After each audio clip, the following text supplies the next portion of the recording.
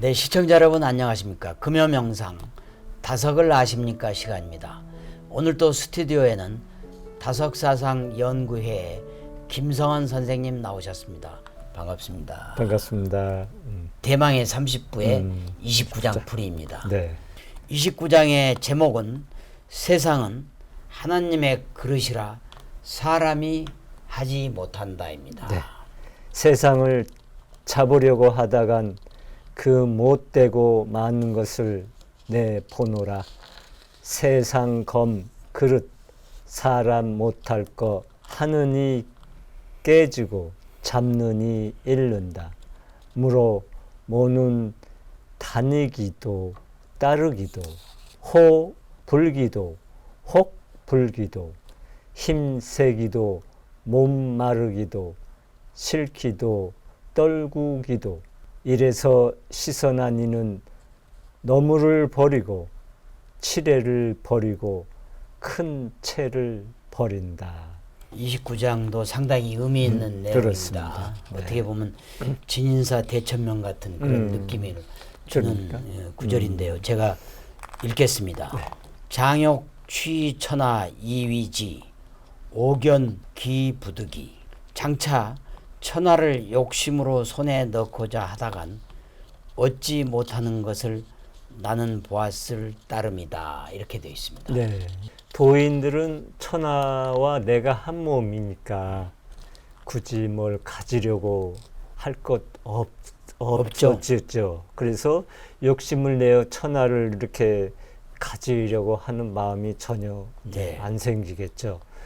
그런데 이제 영웅이라는 사람들은 욕심을 내서 천하를 취하려고 이제 전쟁을 일으키지만 결국은 이제 얼마 못 가서 다 잃게 되는 것이죠. 그렇죠. 그러니까 요즘에 우크라이나 전쟁을 그렇습니다. 보면 네. 푸틴이라는 러시아 영웅이 천하를 갖고자 구소련의 그 과거의 영화 천하를 회복하기 위해서 전쟁을 일으켰지만 지금 시대가 시대인 만큼 그렇습니다. 그게 되지 못하고 네. 결국은 자신의 뭐랄까요 명예와 그리고 인심을 잃어가지고 러시아가 궁지로 몰리는 그러한 지경으로까지 지금 빠져들고 있다고 보이거든요. 네, 저도 공감합니다. 아마도 푸틴이 제2의 히틀러가 되지 않을까라는 생각이 돼요. 그렇습니다. 너무 과욕을 부려서 이제 자기 정권도 다 내놓게 되지 않을까 그런데 조심한 예측을 한번 해봅니다. 그렇죠. 우리가 역사 속에서도 보면 진시황도 그랬고 그렇습니다. 또 그 황하론을 일으킨 징기스칸도 네. 그랬고 또 나폴레옹도 마찬가지 아니겠어요? 그렇습니다. 다성님은 자기 자신의 생명조차도 내 것이 아닌데 천하를 갖겠다는 것은 망상임을 이제 일깨워주는 말씀을 남기셨어요. 제가 네. 전해드리겠습니다. 네. 사람에게 제일 중요한 것이 생명인데 그 생명은 내 것이 아니다. 내 것이 아니기 때문에 사람은 임종에 다다라 1초도 더 늘릴 수 없다. 진리도 시간도 공간도 내 것이 아니다. 그래서 내 마음대로 할 수 없다. 내 마음대로 할 수 없는 것을 내 것이라고 생각하는 것은 망상이다. 그것은 하나님의 것이다. 하나님의 것을 내 것이라고 생각하면 그런 망상이 없다. 내 몸도 이 우주도 다 내 것이 아니라고 부정해야 한다. 그것을 모르면 어리석고 어리석은 것이다. 본인이 감투니 하는 것도 그것을 몰라서 하는 어릿광대 짓이다. 그러니까 내 것인 양 타고 앉아 있으려고 하지 말고 하나님께 돌리는 것이 마땅한 도리다. 이 목숨이 내 것이 아니라는 것만 분명하게 우리가 깨우치면 큰 깨달음을 얻을 수 있다고 그렇습니다. 생각합니다. 맞습니다. 다음 구절입니다. 천하신기 불가위야. 천하는 신령한 그릇이라 삶이 어찌할 수 있겠는가. 이 우주가 알 수 없는 이제 신비스러운 존재라면 그렇죠. 그 신비한 우주에 있는 나조차도 알 수 없는 알 수 없는 것. 신비한 존재라는 네. 것이죠. 신비한 우주에 있는 모든 것은 바로 신의 그릇이죠. 신의 그릇이죠. 네, 그래서 모든 것은 그 신을 하나님의 존재를 드러내는 하나님의 신기, 신의 네. 그릇에 불과한 거죠. 예. 그러니까 모든 것들이 다 사실은 알고 보면은 다 하나님의 모습이 아닐 수가 없는 것입니다. 네, 그렇습니다. 그래서 신비에 대해서 다성님은 이제 이런 말씀을 남기셨습니다. 과학을 한다는 사람들이 신비와 과학에 대하여 신비 아닌 것은 과학이 안 된다. 신비를 생각하는 것이 신비인데 한 껍질만 알면 신비가 아니다.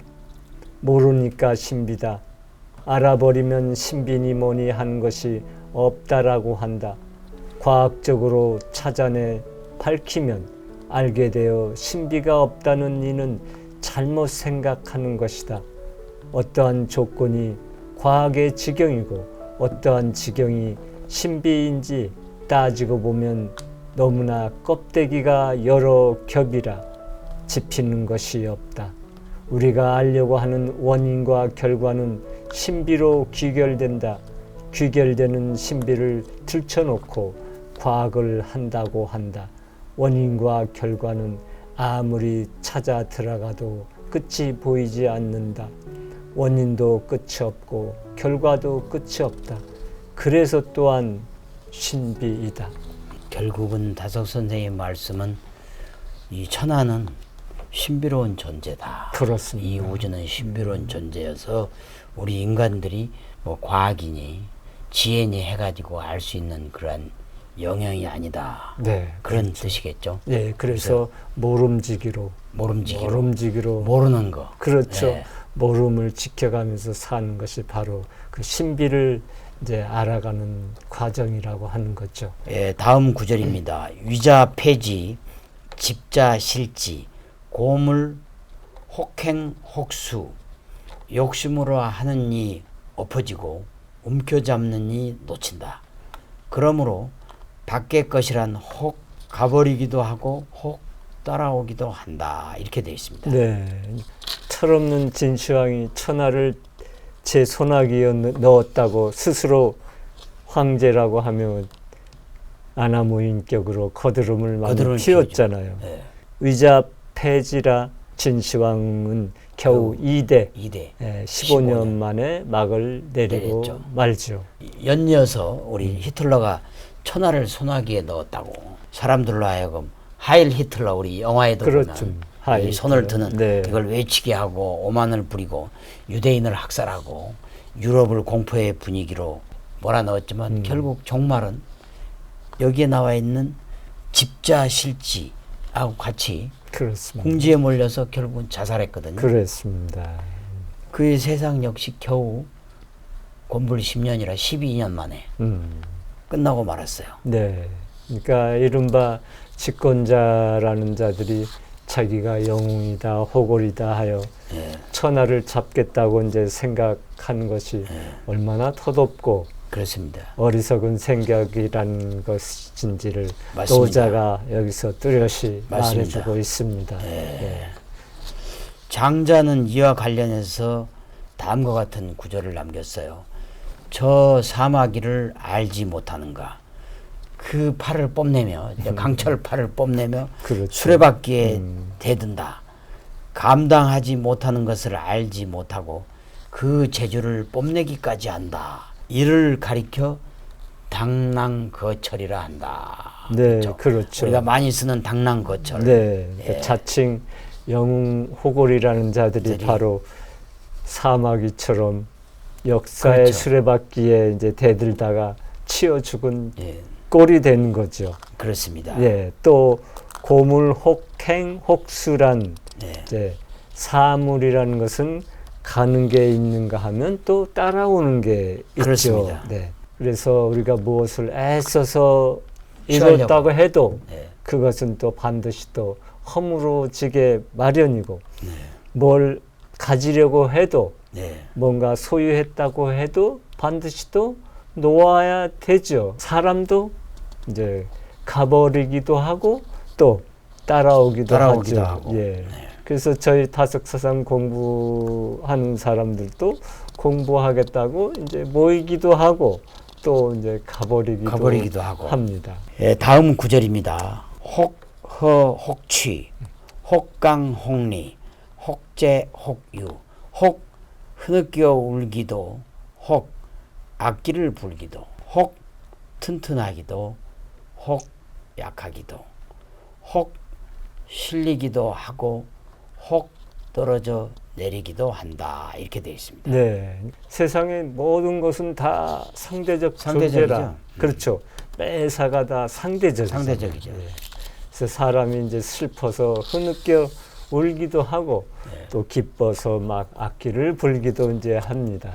한 사람이 이제 일생을 살면서 얼마나 많은 흉사와 경사가 그렇습니다. 겪습니까? 네. 예, 또 사람이 몸이 튼튼하다가도 또 약해지고 아파서 그렇죠. 병들 수도 있고. 예, 재물이라는 것을 실어 보태지기도 하고 또 돈이라는 건 들어왔다가 또 나가고 네. 떨어져 나가기도 하죠. 흥망성쇠가 돌고 돌고 도는 거다. 도는 것이죠. 다음 구절입니다.